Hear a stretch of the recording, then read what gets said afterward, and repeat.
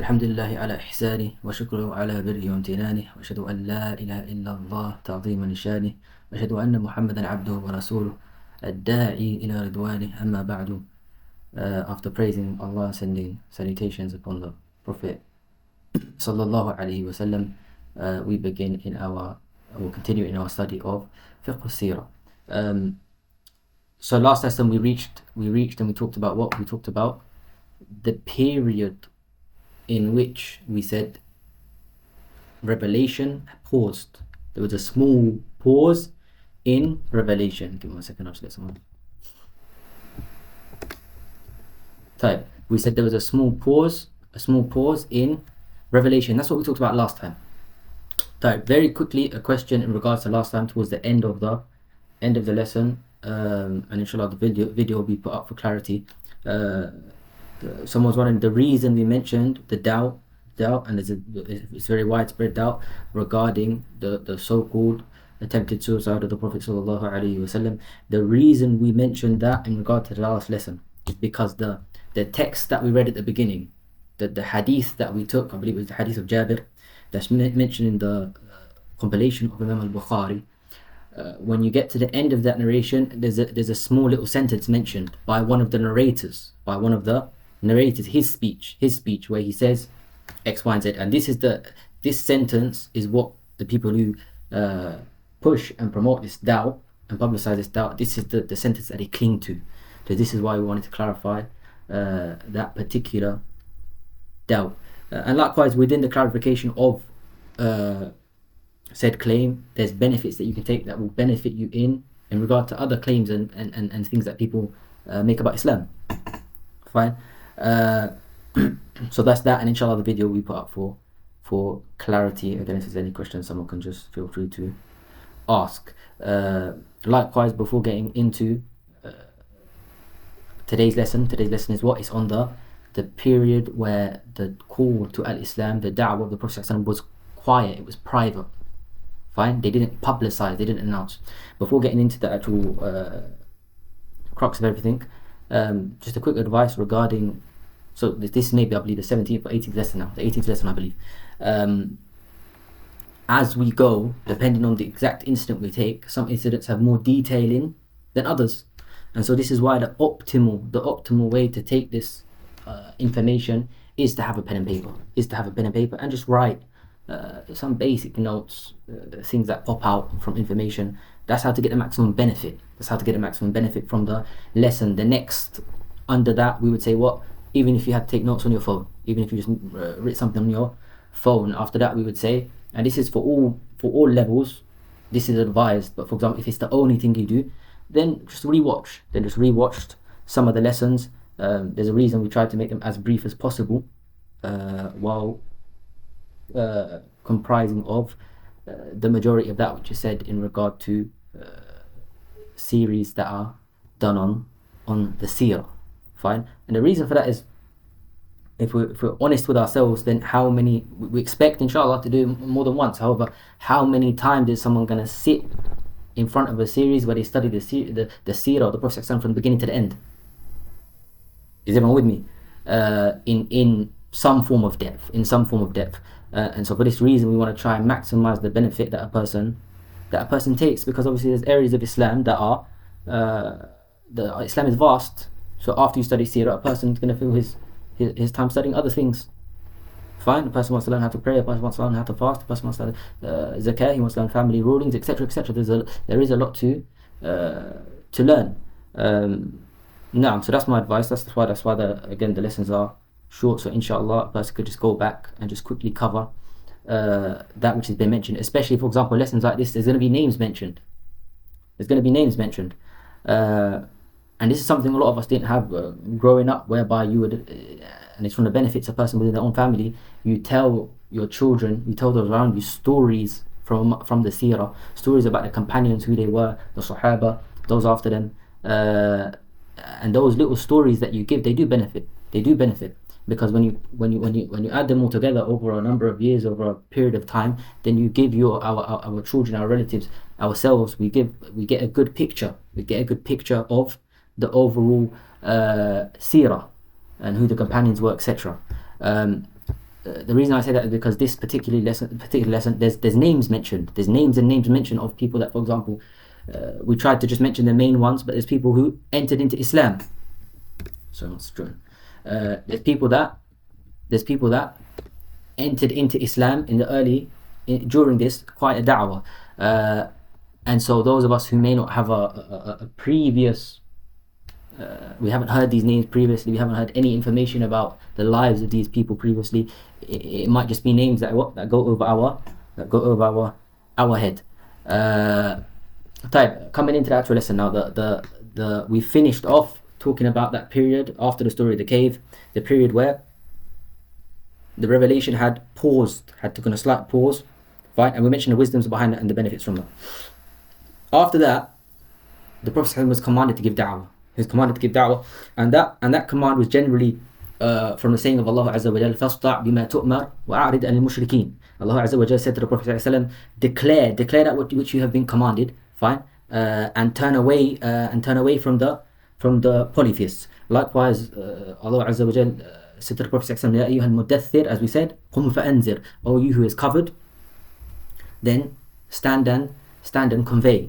Likewise, Allah Azza wa Jal told the Prophet ﷺ, أَنذِرْ أَشِرَتَكَ الْأَقْرَبِينَ, warn those who are close to you, warn those who are from amongst your kindred, your family. وَاخْفِضْ جَنَاحَكَ لِمَنِ اتَّبَعَكَ مِنَ الْمُؤْمِنِينَ, and lower your wing, or be kind, show humbleness to those who follow you from the believers. These are the verses that were revealed during this time, and these are the verses that command the Prophet ﷺ with now conveying his da'wah. And this is where we said he's now going to become a what? He's now going to become both a messenger and a prophet, according to the definition that we took last time. Now, after he's been commanded to give da'wah, والسلام, the da'wah that he's been commanded to give, and at this time is what? It's a private da'wah. It's a silent da'wah.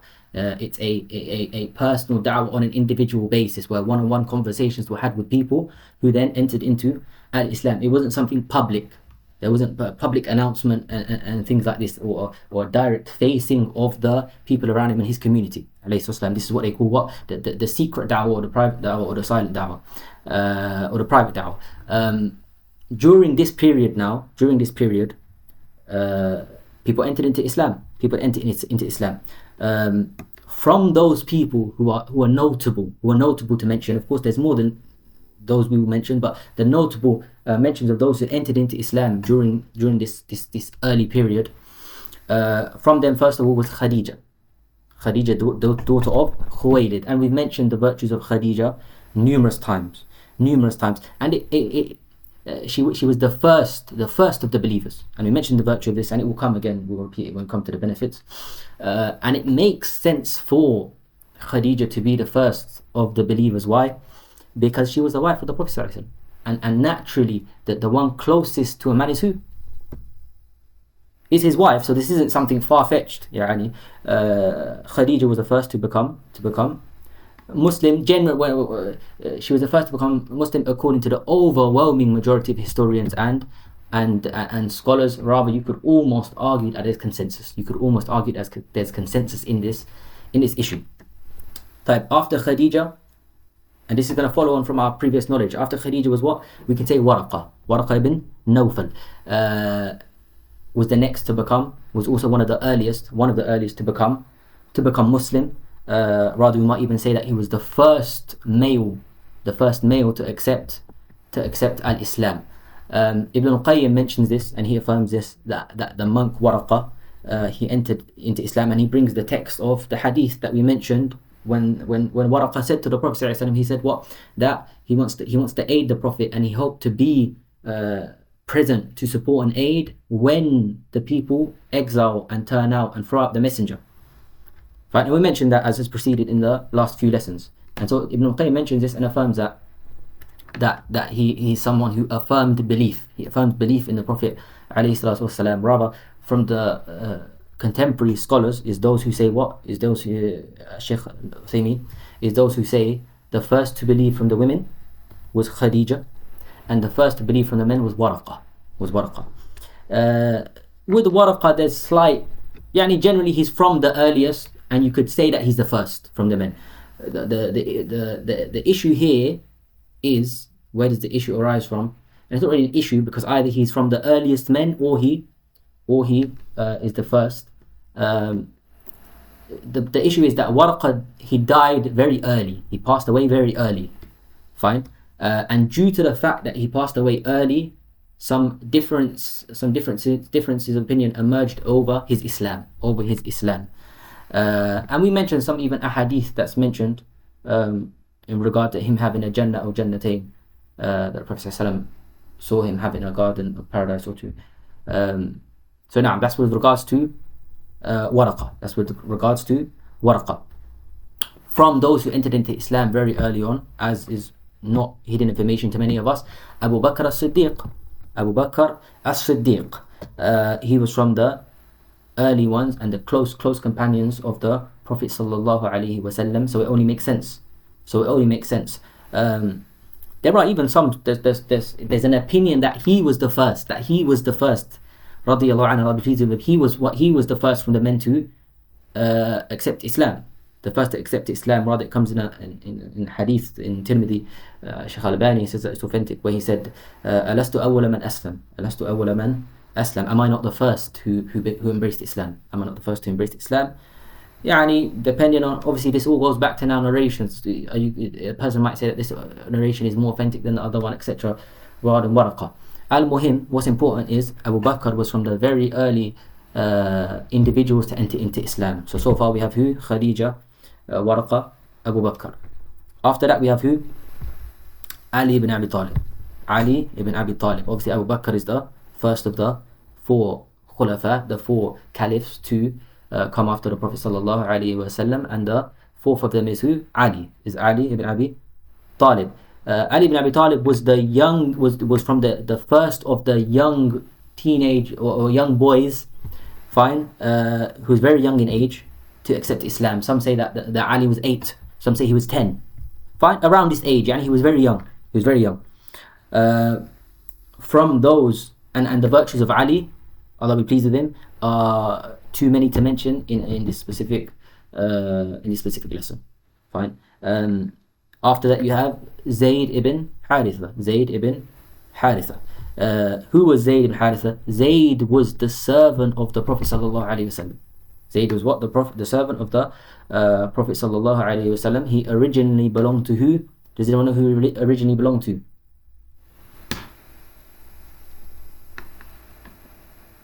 Zayd originally belonged to who? Belonged to Khadija. When Khadija married the Prophet ﷺ, she gifted him who? She gifted him Zayd. Zayd is the one that when he became free. When he was free, he's free now. He chose, it was said that his brother came to collect him and take him back. He chose to stay with the Prophet ﷺ. He chose to stay and serve the Prophet ﷺ, and he was brought up by the Prophet. He was brought up by the Prophet to such an extent he was given the name what? Zayd ibn Muhammad. He was given the name Zayd, the son of Muhammad. And then the famous verse came down in Surah Ahzab, "Ud'uhum li abaihim," that call them, call them their names by their fathers. And so when this verse was revealed, the Zayd said what? I'm Zayd ibn Haritha, and he was no longer referred to as Zayd ibn Muhammad. Is there any questions up to here?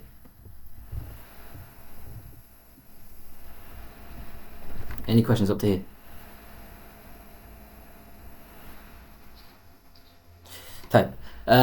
So these were the very first notable, the handful of very first notable individuals who embraced Islam, and they were all active in giving da'wah. From the most active of them was Abu Bakr as-Siddiq. Abu Bakr as-Siddiq was very active in what? Calling to Islam. Rather, he was the first da'iyah, he was the first caller to Islam, the first one to actually give da'wah. Due to Abu Bakr, Allah pleased with him, a group of individuals embraced Islam due to his da'wah. And from those individuals is who? We're going to mention 5. From those individuals is 5. Uthman ibn Affan. We all know Uthman because he's now the third of the 4 khulafa caliphs to succeed the Prophet ﷺ. The caliph before Ali. Uthman ibn Affan accepted Islam due to the da'wah of Abu Bakr. After them is who? Az-Zubayr ibn al-Awwam. Az-Zubayr ibn al-Awwam. Number 3, Abdurrahman ibn Auf. Abdurrahman ibn Auf. Number 4, Sa'd ibn Abi Waqqas. Sa'd ibn Abi Waqqas, and he's the maternal uncle of the Prophet ﷺ. And then we have Talha ibn Ubaidullah. Talha ibn Ubaidullah. These 5 names, the reason they're important, these 5 names that I've just mentioned, is these are 5 of the 10 companions that are referred to as the 10 promised paradise. There's a number of companions, 10 names, fine, that are referred to as the 10 companions promised paradise. Fine. These are 5 of those 10, fine, and Abu Bakr is from them, so that's 6. And Abu Bakr was the one who gave these 5 da'wah. Abu Bakr is the one who gave these 5 da'wah, which due to that da'wah they accepted al-Islam. But after this, fine, and this is the last kind of wave of people that we're going to mention now, notable people that entered into Islam, is Ja'far ibn Abi Talib, fine, and his wife Asma bint Umays. They entered Islam together. Fine, this is now after the first group of people that we mentioned. Along with them, Abu Ubaidah al-Jarrah. Fine, Abu Ubaidah al-Jarrah is known as Amin al-Ummah. He's known as the Amin of the Ummah, the trustworthy one of the Ummah. Abu Salama became entered into Islam now. Abu Salama is the husband of Salama, who later on becomes the wife of the Prophet sallallahu alaihi wasallam, because Abu Salama, as we all know, passes away, radiyallahu an, and then the Prophet sallallahu alaihi wasallam marries Salama. So she's the mother of the believers. From them is Al-Arqam ibn Abil Arqam. And the reason his name is important is because during this quiet period of da'wah, the Muslims used to gather together in what they would call in someone's house. And in that person's house, the Prophet ﷺ would teach them. He would recite to them Quran, and he would guide them, and he would teach them about Al-Islam. The person whose house that was the house of Al-Arqam. The house of Al-Arqam, and it was referred to as Darul Arqam. Darul Arqam. If you ever hear that term, Darul Arqam, i.e. the house of Al-Arqam. And that's the house where the very first Muslims would gather, to learn about Al-Islam. From the notable individuals who entered Islam at this stage, this kind of the second wave of individuals, is Sa'id ibn Zayd, and he's also from the 10 promised paradise. So we've now mentioned who? We've now mentioned 7 of the 10 promised paradise. We mentioned Abu Bakr, we mentioned the 5 people who became Muslim, accepted Islam due to his da'wah, and now just shortly after that, Sa'id ibn Zayd, also enters into Islam. From the notable individuals is Abdullah ibn Mas'ud. We always hear the name Ibn Mas'ud, one of the well-known narrators of a hadith and the great companion of the Prophet sallallahu alaihi wasallam. Likewise, during this period of private da'wah, the family of Abu Bakr followed him in his Islam. So that's Aisha and her sister Asma. Aisha was very young. She was very young at this time. They say that she was in younger than 8, younger than 7, younger than 6. They say that she was very young during the time that she accepted her Islam. And her sister Asma, who was married to Az-Zubayr ibn al-Awwam, who we mentioned accepted Islam. We mentioned was from the first to accept Islam. Is everyone with me up to here?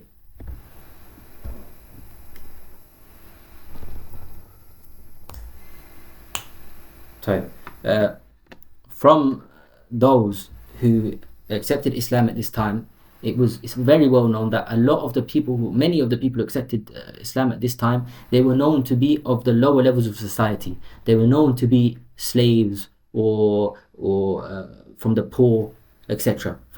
And there's some very, very well-known individuals from amongst those people who accepted Islam. From amongst them is Bilal.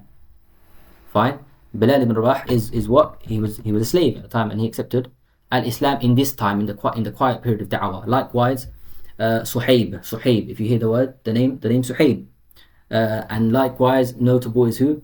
Ammar ibn Yasir and his family. Ammar ibn Yasir and his family, his mother and his father. Ammar ibn Yasir, so these are three what? These are three people from amongst what? The slaves who entered Islam, the servants who entered Islam. Bilal, Suhaib, and Ammar. Ammar's mother, her name is Sumayya. Her name is Sumayya.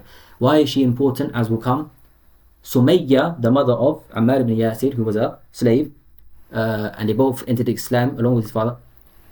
It's well known that his family was tormented. His family was what? Tortured and put through extreme hardship by the disbelievers when they found out about their Islam. Ammar ibn Yasir, his mother Sumayya, was the first Shahida. She was the first one to lose her life for the sake of Allah Azza wa Jal. Sumayya. That's why this name is important, as will come.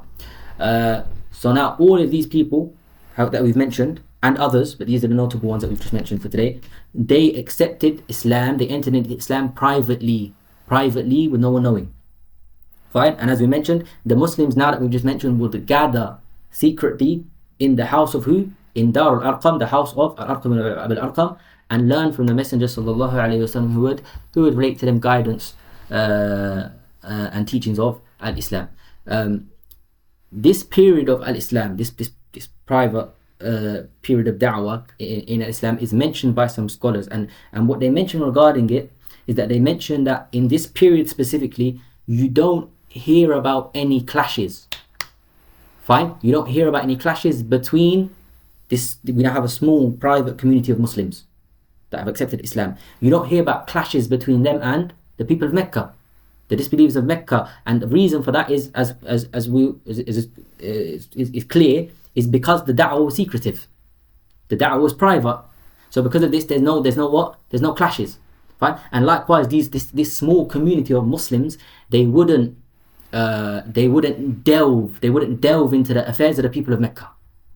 Fine? They would make no open criticism of, for example, idol worship and the idols. There would be no apparent opposition to that which they were upon, the misguidance which they were upon. So this was this kind of state that we're talking about. This period of da'wah, how long was it? Because we said what?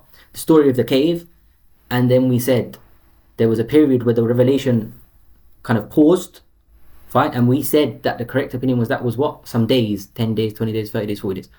How long was that? And then there was a quiet period of da'wah, and as will come inshallah next lesson or the lesson after, the open and public da'wah after that. This period of, one second, just add this person into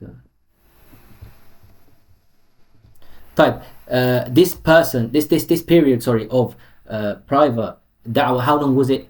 It was roughly 3 years. One of the scholars, Al-Mubarak-Furi, who's the author of The Sealed Nectar and other books, fine, he mentions what? That this The Sealed Nectar, Rahiq al-Makhtum, that this period is what? About 3 years. That this quiet and secretive da'wah took course for roughly 3 years. Fine? And he said that during this 3-year period, a small community of believers is formed, and that small community, their relations and their bonds are formed based upon what? Cooperation, based upon brotherhood, based upon da'wah, conveying the message, and other than that. And he says that after this period of 3 years, revelation was revealed, and that revelation then commissioned, it then ordered the messenger with what? With open da'wah to his people, open rejection of polytheism, open rejection and criticism of idol worship. Is everyone with me? And what's important about this what we just said here is Mubarak-Furi, this scholar, the author of Sealed Nectar, he differentiates between the period where revelation was paused and the period of private da'wah. Inshallah, we remember that in the last lesson we talked about the period of quiet where revelation was paused after the story of the cave, and we talked about how long it was, and we said the correct opinion was that it's a number of days. Fine, it wasn't years. It was what, like 20 days, 30 days, 40 days. Some scholars made the claim that it was what we said. Some scholars made the claim that the revelation disappeared for what? It didn't come for 2 years, 2.5 years, 3 years. Fine, And it's Mubarak Furi, who we just mentioned now. It's him who mentioned that this is incorrect, that the correct opinion is that it's days.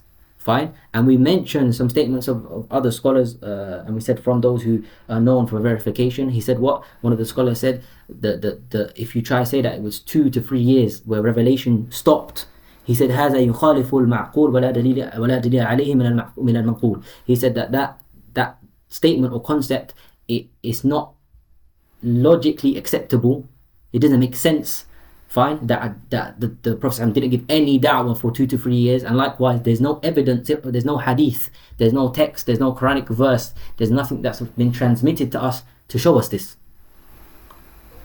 So we see here that 3-year period, instead of saying that it was where the revelation paused for a period, Al-Mubarak Furi said that that's the period of what? Of quiet da'wah. That's the period of private, secretive da'wah. So right now, building our picture, we have what? The story of the cave, up to the story of the cave. Then after that, the revelation stops, pauses for 20, 30, 40 days. After that, the Prophet is ordered to da'wah. However, a da'wah which is private and secretive.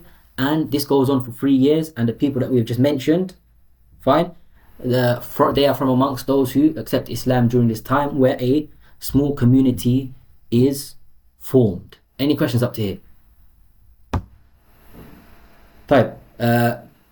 This point that I've just mentioned about the statement of Mubarak Furi, and other than that, it highlights, fine, this is just a small point I want to mention, it highlights the virtue of the book, The Sealed Nectar, and other works of Mubarak Furi, whether it be he's got a book called When the Moon Split, fine, and other than that, fine, it highlights the virtue of said books. Why do I mention this? I mention this because there are certain things, as mentioned by scholars and other than that students, that there are certain things mentioned in whether it be The Sealed Nectar or whether it be When the Moon Split, fine, we've probably all heard of these books, that aren't necessarily the most authentic.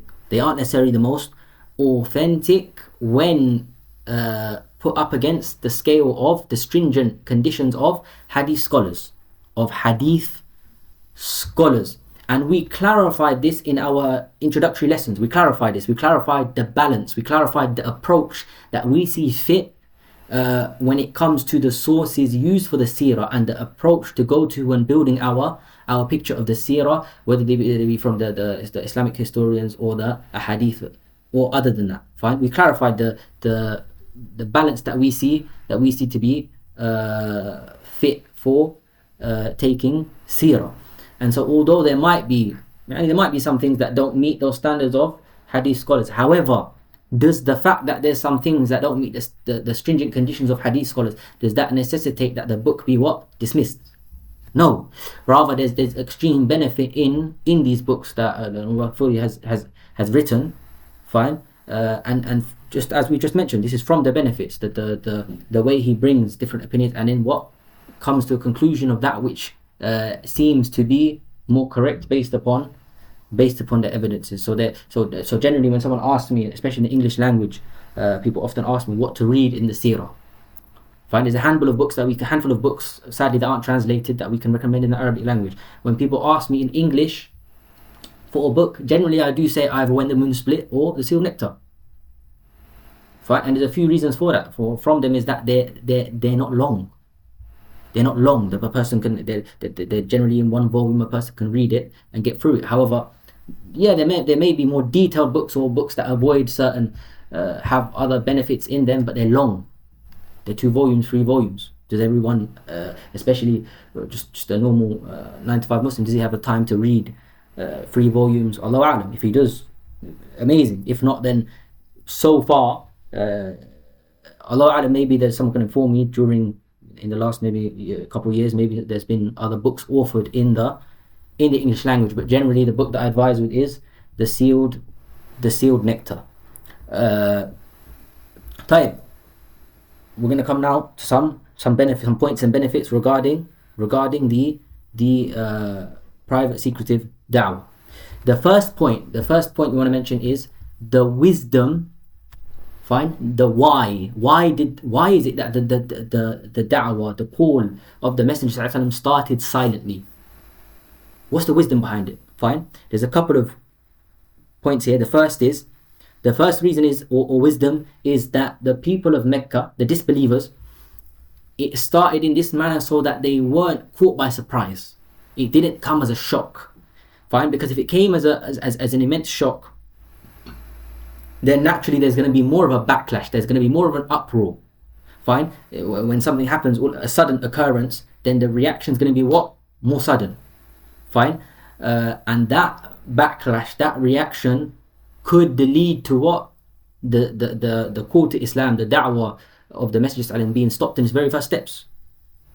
Fine? Because if that reaction is more sudden, is more of a shock, it's likely to be more harsh.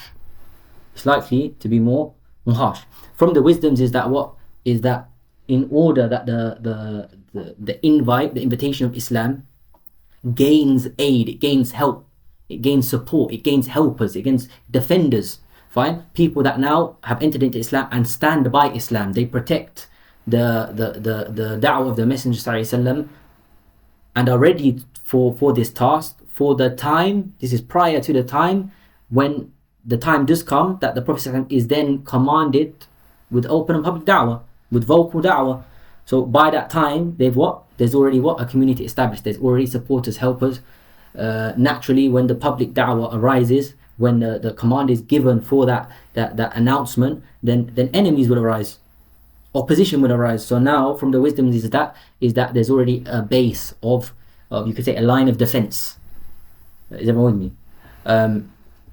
From the benefits of the fact that it was done in this process, that the da'wah went through this step. Fine. The first benefit is that we understand from this that Allah Azza wa Jal does not commission any soul, any person with more than it can bear, with more than it can burden. لا يكلف الله نفسا إلا وسعها.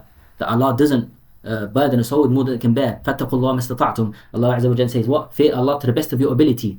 The Prophet ﷺ says, إذا أمرتكم بشيء فأتوا منه ما استطعتم. That if I command you with something, then obey me as much as you are able to.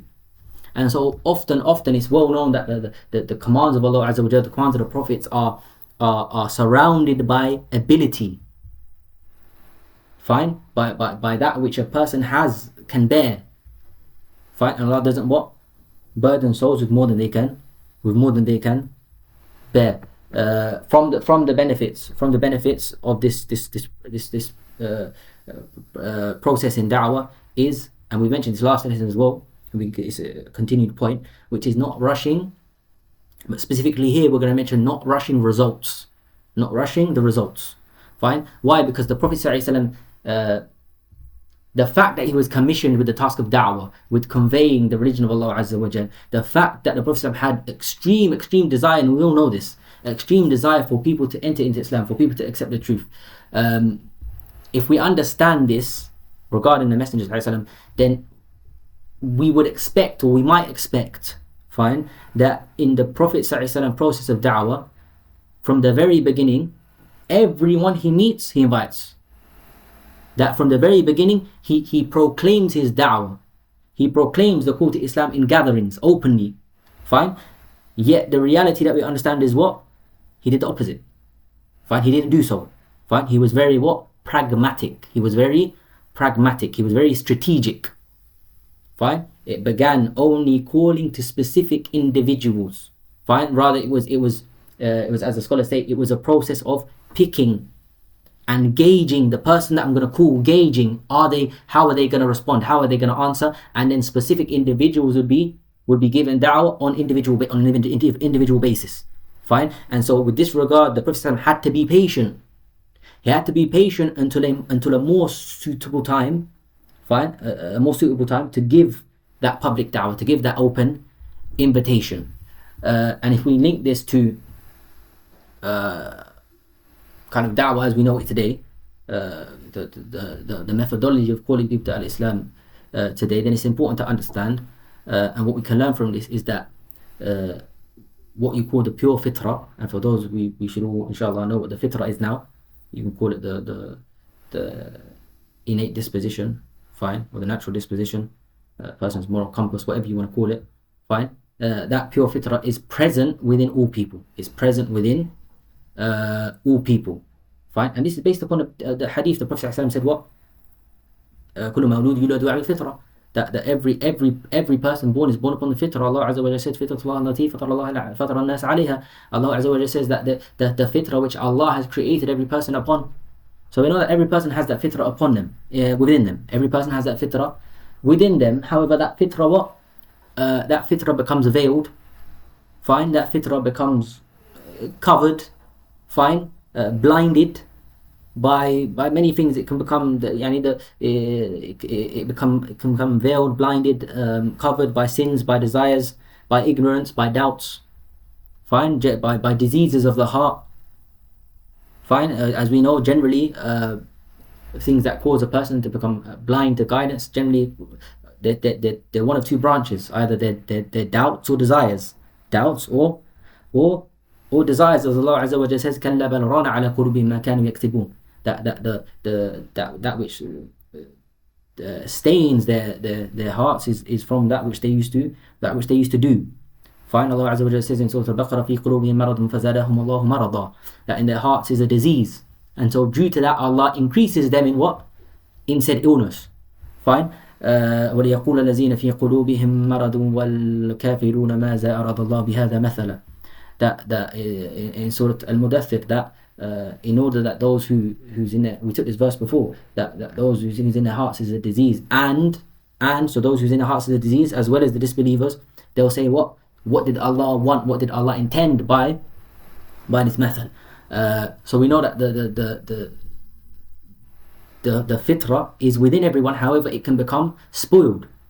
Fine, it can become spoiled, whether that be by environment, by doubts, by desires, etc. So if we know that this fitrah is within every individual, in order to connect with that fitrah, for a person who gives someone an advice, a message, he invites him to Islam, it might even be someone who's Muslim, who needs some advice to kind of straighten up, in order to reach and connect with that fitrah, to rectify maybe a person's heart, then it's going to require patience. It's going to require what? Patience, perseverance, just like we learn from this incident of the patience of the Prophet ﷺ upon private, secretive da'wah before public da'wah. And there's a nice example, we'll give it, and then maybe we'll try to take one or two more benefits, and then inshallah we'll end. There's a nice example that some of the scholars give, and the author of the book that we're studying right now mentions it. He mentions that he took this benefit from a scholar called At-Tantawi, who's very well known. And the benefit that he gives, the parable that he paints, gives in regards to the patience that a person needs in regards to these type of things, giving advice, giving da'wah, calling people to Islam, calling people to truth, fine, calling people away from sins and transgression. He gives the parable of a fire. And he says that if you have a fire, and the fire if you had a fire that's gone out, it's just gone out, fine, it's faded away.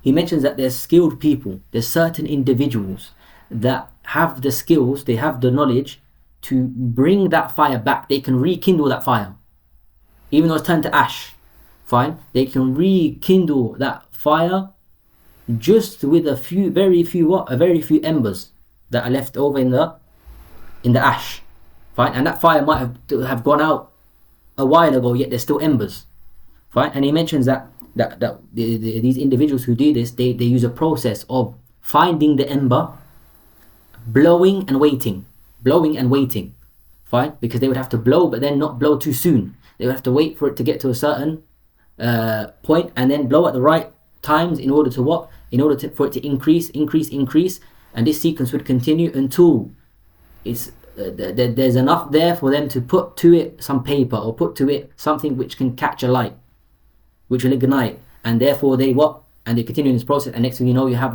the fire back to how it was. He mentions this example, and he says that's the patience that a person needs, the patience that skilled individual has. He said, as for the person who doesn't have this and he rushes, his example is like the person in regard to this fire. He's going to blow too soon, and the ash is going to go everywhere. The ash is going to go everywhere, and the ember's gone. Fine, i.e., he's got nowhere. He's got nowhere. There's no fruits to his work. Is everyone understand? Everyone with me up to here?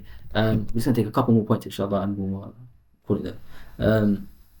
Type another point, and this point, as I mentioned, has preceded the fact that the honor of being the first to accept Islam was given to who? The first to accept Islam, the very first to accept Islam we mentioned was Khadija. Not only that, she didn't just have the virtue radiallahu anha of being the first to enter into Islam, she also had the virtue of being the first to give victory, to stand by the Prophet sallallahu alaihi wasallam. And what I mean by this is the incident that took place during the story of the cave.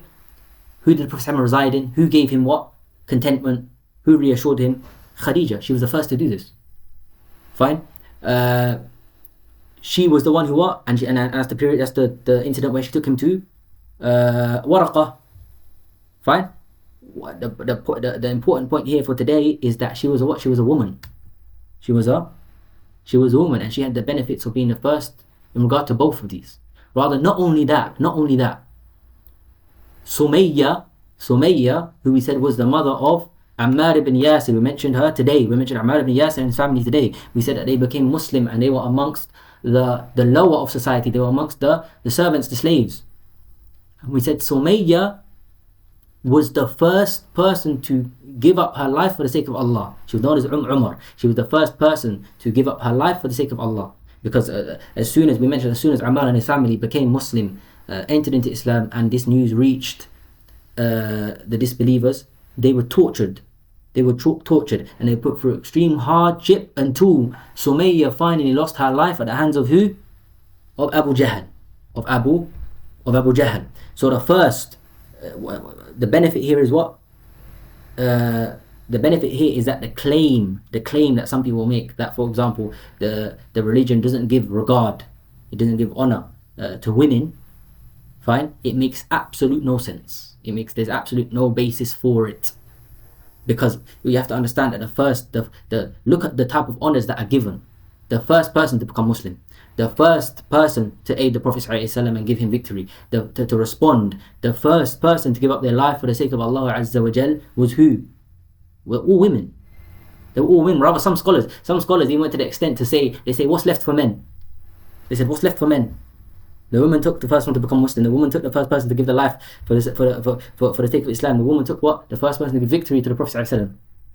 Fine. And we mentioned previously, the virtue of Khadija, that every single person, it applies here specifically to Khadija and to all of the companions, that every single person to become Muslim after her, the reward and that some of that virtue goes back to who?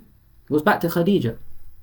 It goes back to Khadija, and that's why she was given the glad tidings of paradise. She was given the glad tidings of paradise, and rather Allah Azza wa Jal sent her, as we mentioned in her virtues, sent her salams. He sent her directly salams. Fine. And this can be summarized in the saying of Allah Azza wa Jal, Inna akramakum indallahi atqakum. Fine. Inna Allah alimun khabir. That Allah Azza wa Jal says in Surah Hujurat that verily the most honorable, the most noble of you, fine, in the sight of Allah, in regards to Allah Azza wa Jal, is the one who has the most taqwa. So there's no what? There's no difference. There's no handicap here in regard to someone being a man or someone being a what? Someone being a woman. The last thing we'll mention before ending, in regards to Abu Bakr,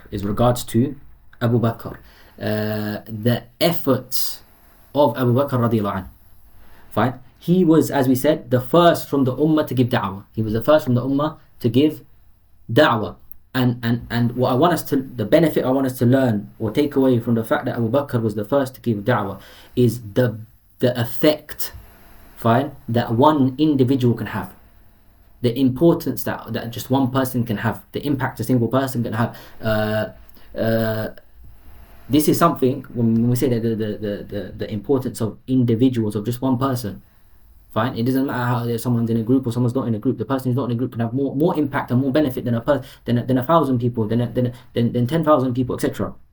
Fine. This potential impact that a sole person can have is something that many people are negligent of. Rather, it's something that a person whispers to themselves and says, I'm only one person.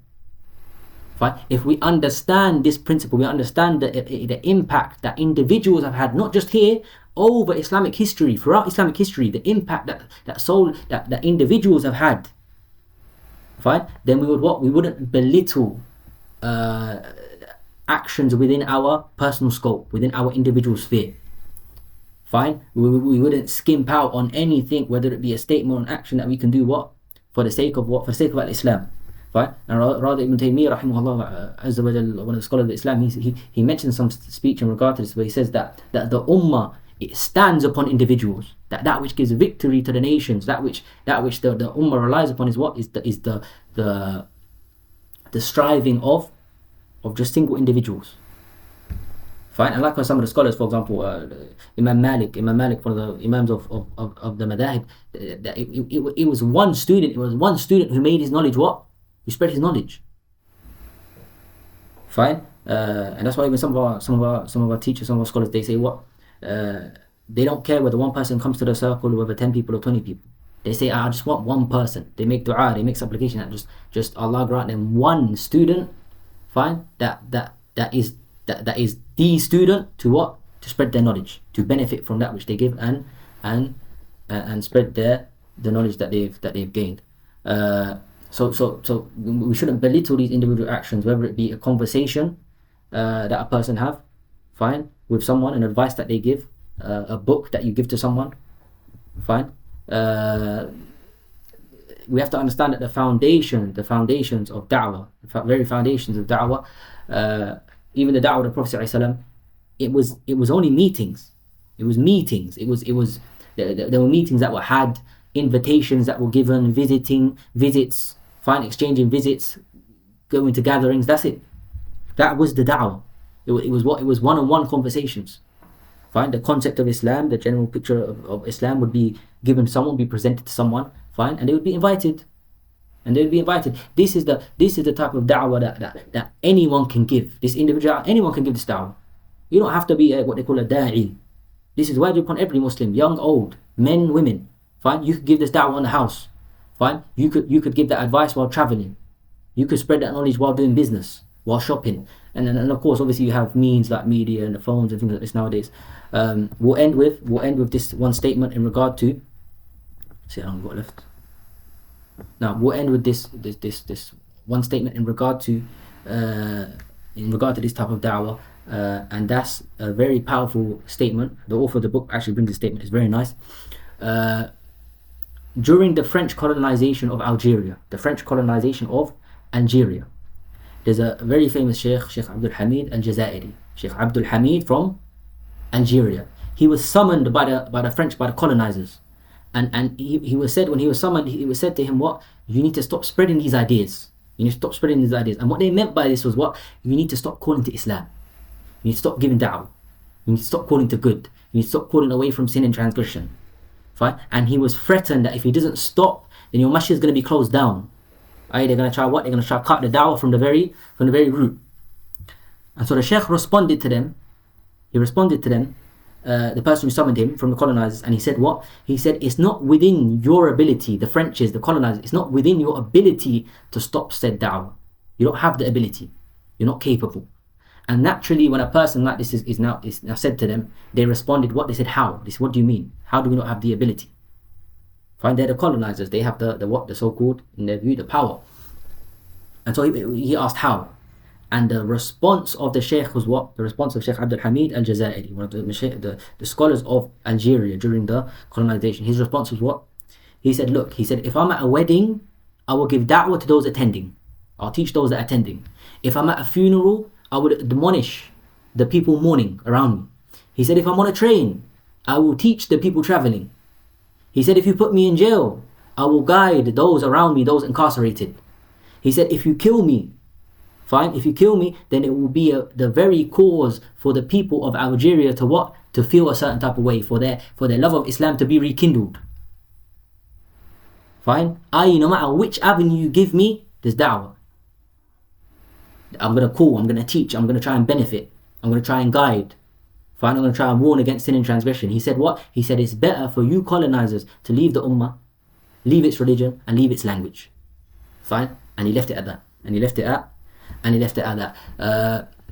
Inshallah, due to the shortage of time, we're gonna inshallah leave it there, and we'll continue just the last few benefit inshallah next lesson. Has anyone got any questions in anything that preceded?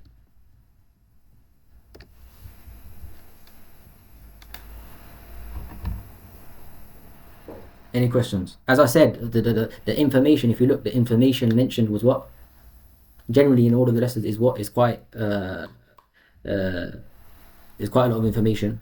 As we said, for one of two reasons, we try and make it as brief as possible, while at the same time being somewhat comprehensive, inshallah. We ask Allah to make it of benefit.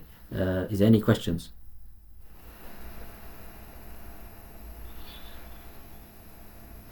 Yeah. Not here. It's going to be put up, got a separate recording, inshallah, it'll be put up. Even the last recording, I believe, up until now, it hasn't been put up on YouTube, inshallah. Fine. And even the reason the videos are going on YouTube is for what? It's for revision purposes. It's for what? It's for a revision purpose, so that someone who's, you guys who are in front and attending the lesson, you can then watch back. One from the best ways of revising something is just going over it again. If you listen to it again, the amount of information you retain will be a lot more. Because obviously, like I said, it's the 18th lesson. If I was to ask you about the third lesson, the fourth lesson, the fifth lesson, mention to me some points about what we took, it might be difficult. If you've only listened to it once, if we haven't got any notes, literally just listening once, it's just passed through. It's just passed over our ears. We're not going to be able to recall as much. Are you with me? So inshallah, it'll be up there for you guys to watch. If anything, any other questions, everyone's got my number, inshallah. Just send me a message. I'll try my best to get back to anyone. If there's no questions, we'll leave it there, and I'll see you guys inshallah next week. Sallallahu wa sallam ala nabiyyina Muhammad wa alihi wa sahbihi ajma'in. Jazakumullahu khairan. Wassalamu alaikum wa rahmatullahi wa barakatuh.